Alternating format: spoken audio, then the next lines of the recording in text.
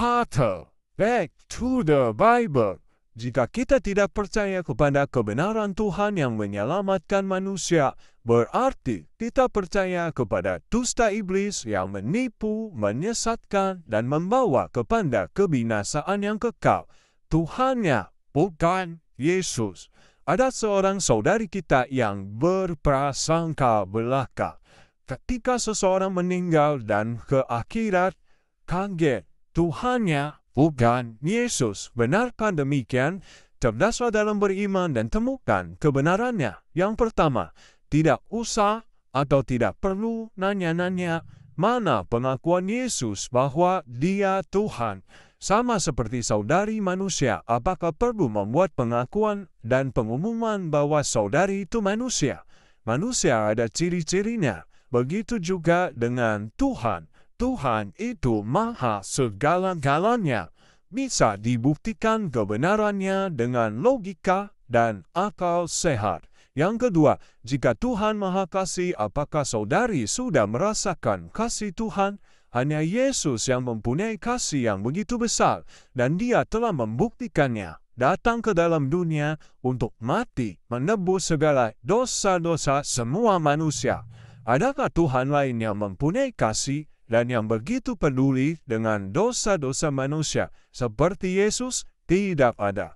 Yang ketiga, Yesus mempunyai segala kuasa di bumi dan di surga.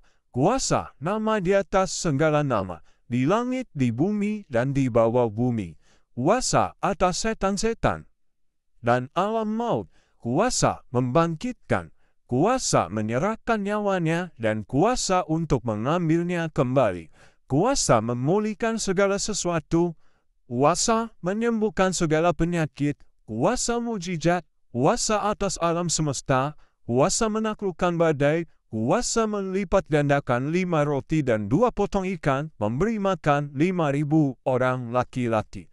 Kuasa atas segala yang hidup, kuasa memberikan hidup yang kekal, kuasa menghakimi semua manusia.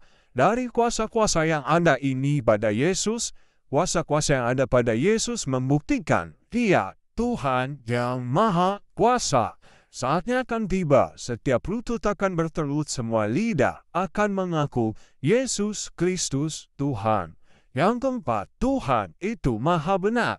Firman-Nya, perkataannya benar, tidak ada kebohongan. Jika ada kitab suci yang dianggap firman Tuhan tetapi isinya kebohongan dan kebohongan ditambah dengan dongeng-dongeng, itu bukanlah firman Tuhan yang benar, bukan berasal dari Tuhan yang benar.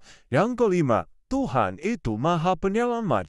Yesus sudah membuktikannya menyelamatkan banyak manusia. Hamba salah satunya yang telah diselamatkan olehnya. Dia juga dapat menyelamatkan segala permasalahan hidup kita. Dan sudah terbukti dengan kesaksian-kesaksian banyak orang. Yang keenam, siapakah manusia yang terlahir suci dan tidak pernah berbuat dosa selama hidupnya? Tidak bercacat celah, tidak ada bukan? Yesus itu Tuhan Maha Kudus. Yang ketujuh, orang-orang Yahudi tahu dengan pasti Yesus menyamakan dirinya dengan Tuhan, dan ini menjadi tuduhan dan alasannya sehingga Yesus harus mati disalibkan. Yang kedelapan, masih banyak lagi yang membuktikan Yesus Kristus Tuhan.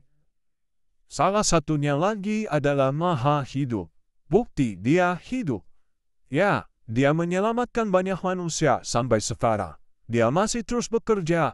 Kuasa mujizat terus terjadi di dalam nama-Nya, dan Dia berjanji akan datang kembali. Nama-Nya hidup, Dia dapat menampakkan diri-Nya kepada manusia, dan yang terpenting, Dia berfirman, dapat berbicara kepada manusia. Sudahkah saudari mendengar suara Tuhan? Apakah Tuhanmu yang hidup itu sudah pernah berbicara kepadamu? Silakan menjawab. Yang kesembilan, Yesus akan menghakimi semua manusia. Siapakah yang akan menjadi hakim dengan adil? Semua manusia, itu namanya Tuhan.